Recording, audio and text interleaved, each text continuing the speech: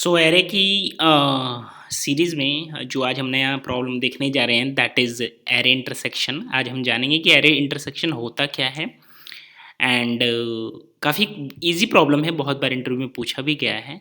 इसका हम approach discuss करेंगे एंड अलॉन्ग विथ सॉल्यूशन।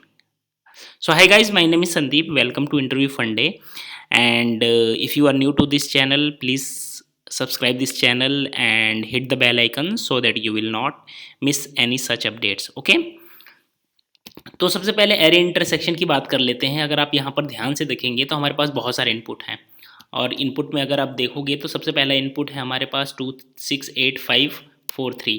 इस इनपुट और इस इनपुट 2 3 4 7 इन दोनों एरे में क्या कॉमन है? अगर आप ध्यान से देखोगे तो 2 3 4 ये चीज़ हमारी कॉमन है विच इज़ इंटरसेक्शन, वही हमें प्रिंट करनी है। इन द सिमिलर फैशन हमारे पास 10 10 है एंड सेकंड एरे 10 है, तो इसमें कॉमन क्या है? हमारे पास 10 है, तो यही हमारा इंटरसेक्शन हुआ।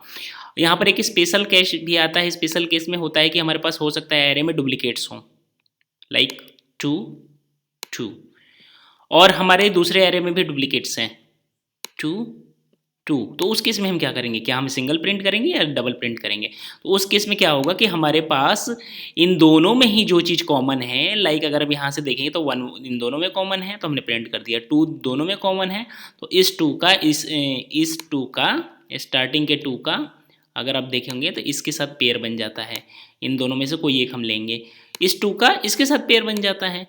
तो कहने का मतलब कि डुप्लीकेट्स है तो हमारे पास इसका इंटरसेक्शन भी डुप्लीकेट्स आएगा। यहाँ पर वही चीज़ मेंशन है, since both the inputs array has have 2 2's the intersection of the array also have 2 2's। Correct. तो आइए इसका हम सॉल्यूशन डिस्कस कर लेते हैं। ये ऑप्टिमाइज सॉल्यूशन नहीं है, ये एक ब्रूट फोर्स सॉल्यूशन है। In the next video I will discuss the optimize way. Okay, तो सबसे पहले क्या किया है कि मैंने दोनों एरे को शॉर्ट कर लिया है। दोनों एरे को शॉर्ट करने का रीज़न ये है कि सो दैट हम कहें कंपैरिजन में ईजी होगा, हमें उसके नेक्स्ट एलिमेंट को ही कंपेयर करना होगा। दो लूप हमने इस वजह से लिया है कि हम क्या करेंगे, एक आई पोजीशन और एक जे पोजीशन। आई पोजीशन हमारे एरे 1 के लिए रहेगा, एरे आई, और जे पोजीशन हमारी क्या रहेगा? दूसरे एरे के लिए रहेगा। हम दोनों में कॉमन देखते रहेंगे कंपेयर करके कि कहाँ पे हमें कॉमन मिल रहा है। जहाँ पर भी हमें कॉमन मिलेगा हम उसको प्रिंट कर देंगे स्पेस के साथ, सो दैट कि एक गैप बना रहे। और उस एरे को अगर आप ध्यान से देखोगे उस एरे वैल्यू को हम एक मिनिमम से असाइन कर देंगे, इंटीजर एरे। अब ऐसा हम क्यों कर रहे हैं? आपको मैं एक डायग्राम की हेल्प से बता देता हूँ कि ऐसा मैं क्यों कर रहा हूँ। Just wait a minute. Suppose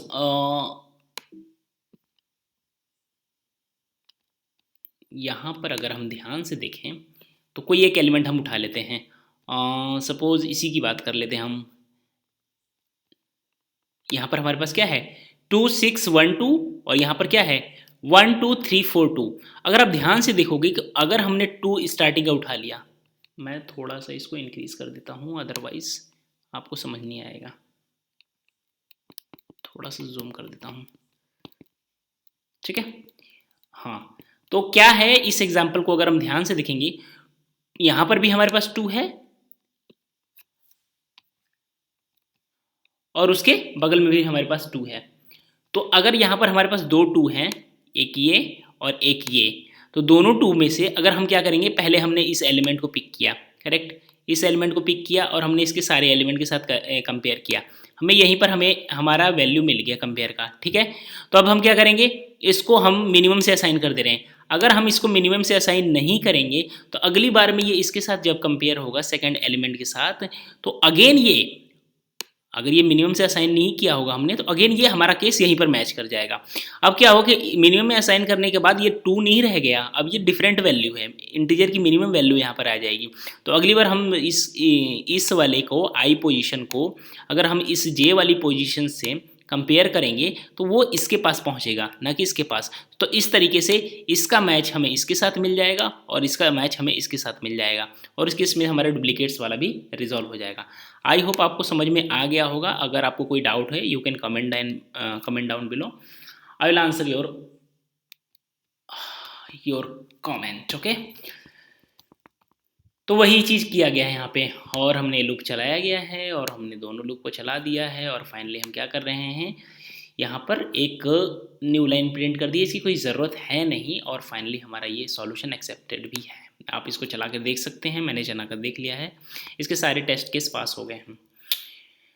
तो चलिए मिलते हैं एक नए वीडियो में किसी एक नए टॉपिक के साथ, किसी एक नए प्रॉब्लम के साथ। ओके, तब तक के लिए take care, bye bye, thank you.